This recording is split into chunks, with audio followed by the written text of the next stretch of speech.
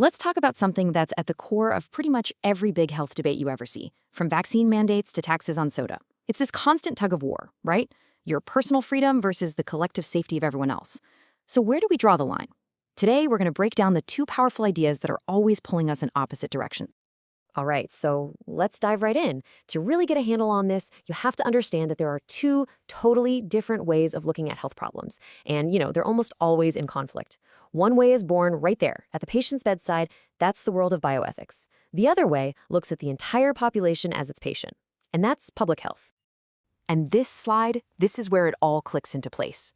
On one hand, you've got the patient as a victim. Bioethics is all about protecting that one person, their rights, their autonomy, their choices. But then public health has to flip the script.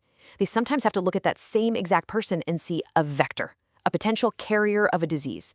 And suddenly the priority isn't just one person anymore, it's about protecting the whole group from harm. So let's start with that first viewpoint, the world of the victim. This is a perspective where one thing rules above all else: individual autonomy. The basic idea here is simple: your body, your health, your decisions, period. Yeah, autonomy has pride of place. That's a really powerful way to put it. It means your personal choice isn't just one factor among many, it's the most important one. This way of thinking says that every single competent adult has the right to call the shots about their own body and life, even if other people think those are risky decisions. Things we kind of take for granted now, like informed consent or the right to say no to a medical treatment, that all comes directly from this core principle. And this philosophy has a name. It's called anti-paternalism. It's a bit of a mouthful, but the idea is straightforward. It basically says, hey government, hey authorities, even if you mean well, you don't get to be my parent. It argues that restricting someone's choices for their own good is just not a legitimate use of power. People value having options, right? Even risky ones. Maybe you want to buy the cheaper car that has fewer safety features. The anti-paternalism view says that choice falls within your own private region of liberty, and no one should interfere with it. Okay, but now let's do a complete 180. Let's step into the other world, the world of the vector. Here, the focus isn't on the individual. It's all about the health and safety of the entire community. And this is where we find the justification for laws that can, and definitely do, limit our personal freedom. Public health law is built on some pretty big philosophical ideas: utilitarianism and communitarianism. They basically boil down to this: the well-being of the group can sometimes outweigh the rights of a single person. This isn't new stuff either. This was the logic used back in the 19th century to clean up filthy cities, and it's the very same logic that gives governments the power to enforce things like quarantines today. And get this, because this is a really crucial point. Early public health law didn't just target, smelly swamps or dirty water. It could literally label a person, an infected person, as a nuisance. Just think about that for a second. That legal framing gave the state extraordinary power to step in and do things like force you to be examined, keep you out of public places, or lock you down in quarantine, all in the name of keeping everyone else safe. This all ties into a classic idea called the tragedy of the commons. It's a really useful way to think about this. Imagine a shared resource, like a public park, or in this case, the collective health of a community. If every single person acts only in their own narrow self-interest, with no rules, well, pretty soon, that shared resource gets completely ruined for everybody. Public health law basically exists to be the referee and to stop that from happening. All right, so this isn't just some abstract philosophical debate, right? This stuff plays out in the real world all the time. Let's look at a couple of really tough modern dilemmas where these two worldviews smash right into each other, forcing us to ask some really difficult questions. So first up, a question that's constantly in the headlines: obesity.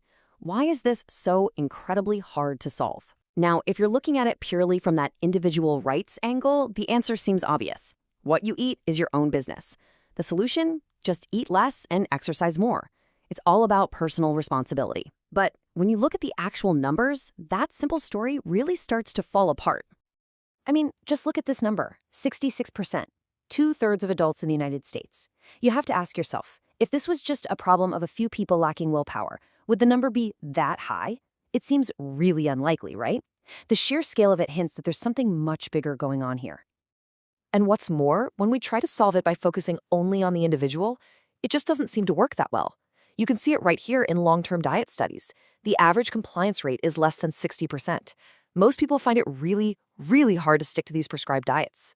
So simply telling people what to do and expecting them to just do it, Well, the evidence shows that's not a winning strategy.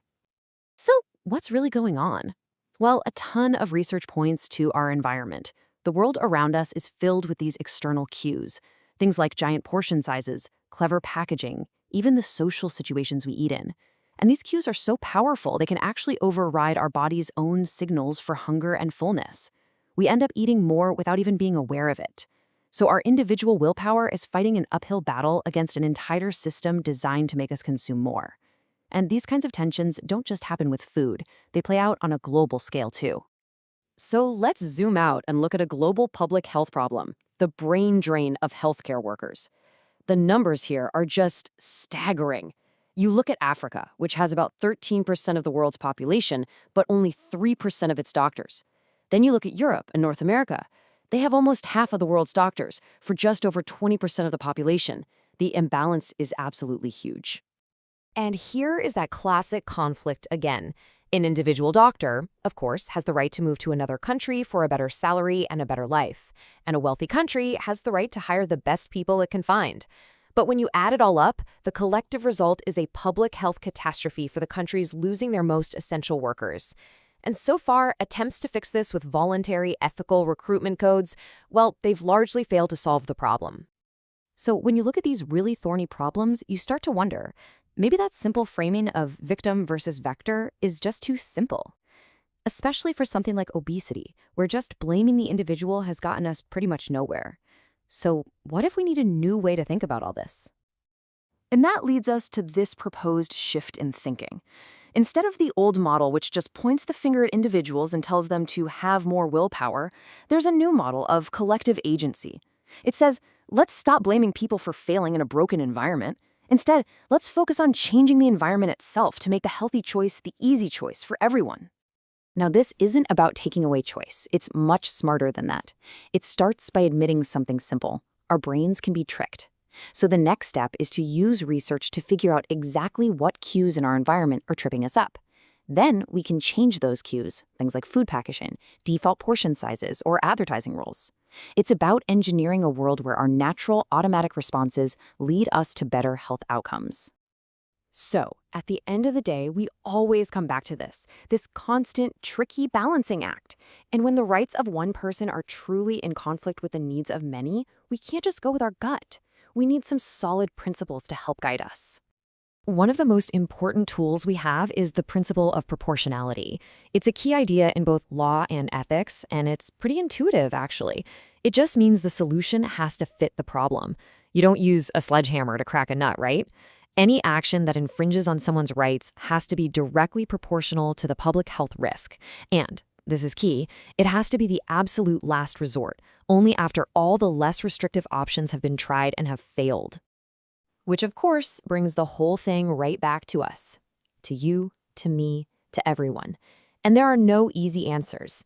Why this matters so much is that we, as a society, are the ones who have to keep drawing that line in the sand, over and over again.